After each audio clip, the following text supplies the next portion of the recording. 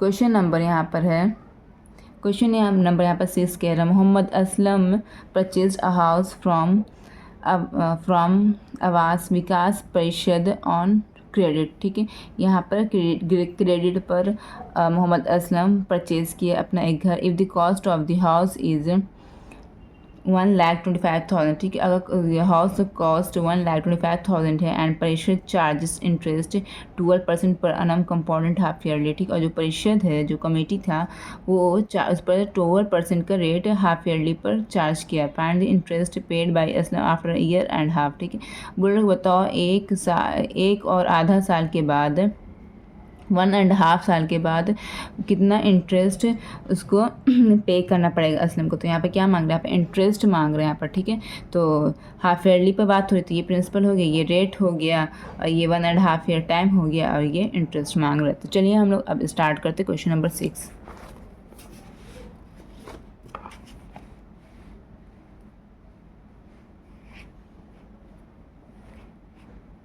Question number 6 यहाँ पर लिख देते हैं।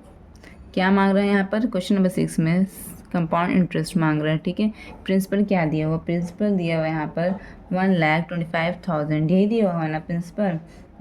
और यहाँ पर हाफ ईयरली भी बात हो रहा है। ठीक है, तो टाइम क्या हो जाएगा मेरा यहाँ पर, न्यू टाइम क्या हो जाएगा मेरे यहाँ पर, न्यू टाइम हो जाएगा 2 × T। ठीक है, टाइम कितना दिया हुआ, 2 × 1.5 ईयर दिया हुआ, तो 1.5 ईयर, इसको इस तरह से लिखेंगे। ठीक, 1.5 ईयर को। ठीक है, तो 2 × 2 मतलब 2 + 1 3/2 हो जाएगा, करिए ऊपर नीचे, तो यहाँ पर 3 हाफ ईयर क्या हो जाएगा, यहाँ पर 3 हाफ ईयर हो गया ये।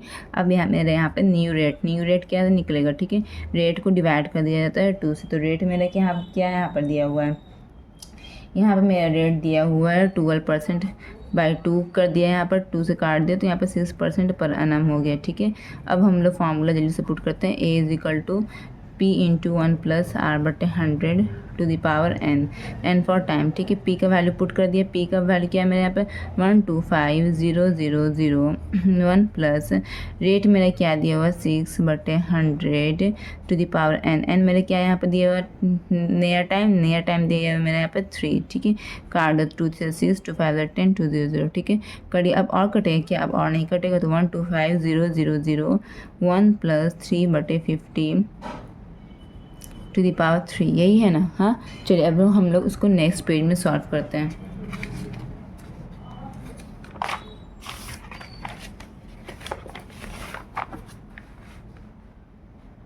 तो यहाँ पर अमाउंट क्या मेरा निकल रहा था, मेरे यहाँ पर अमाउंट निकल रहा था 125,001 प्लस 3/50 टू द पावर यहाँ पर 3 था। ठीक है, अगला 125,000 50 मतलब 50 + 3 कितना हो जाएगा 53/50 टू द पावर 3। ठीक है, = 125,000 इंटू 53/50, इसको 3 मरतबा लिखेंगे कि पावर 3 है, इसलिए 53/50 इंटू 53/50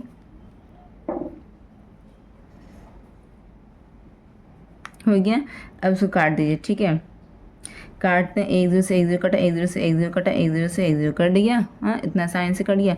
5 मतलब 5 5 2 10 5 25 कट गया, 5 5 25 कट गया, 5 मतलब 5 5 मतलब 5 कट गया। तो आया यहाँ पे क्या फाइनल आंसर 53 × 53 यही आया ना। हाँ, 53 को मल्टीप्लाई कीजिए। ठीक है, 53 को मल्टीप्लाई करने से क्या आता है मेरा। ठीक है, देखते हैं। ठीक है, ये मेरा आ गया आंसर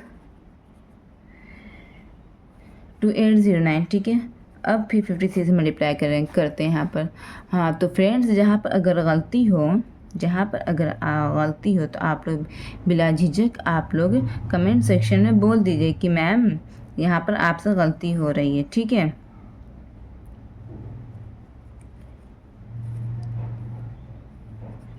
आई होप कि आप इतने ज़्यादा इंटेलिजेंट होंगे कि कहीं पर गलती होगी तो आप फटाक से पकड़ लीजिएगा। तो ये आप लोगों के लिए बहुत अच्छा है कि अगर आप लोग ये कर पा रहे हैं तो आप लोग मैथ में ज़्यादा से ज़्यादा फ्रीक्वेंट हो पा रहे हैं। ठीक है, ये आंसर हो गया। ये क्या हो गया, ये मेरा आंसर हो गया अमाउंट। हमको कंपाउंड इंटरेस्ट यहाँ पर निकालने का रहा था ना, यहाँ पर हमको कंपाउंड इंटरेस्ट इस क्वेश्चन में निकालने के रहा था। तो अमाउंट माइनस प्रिंसिपल। ठीक, अमाउंट मेरा 148,877 आ गया। ठीक है, और प्रिंसिपल मेरा 125,000 ये था ना।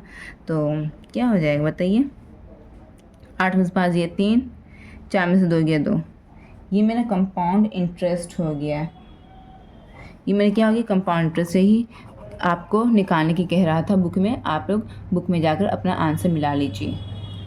अब हम लोग नेक्स्ट क्वेश्चन की तरफ बढ़ते हैं।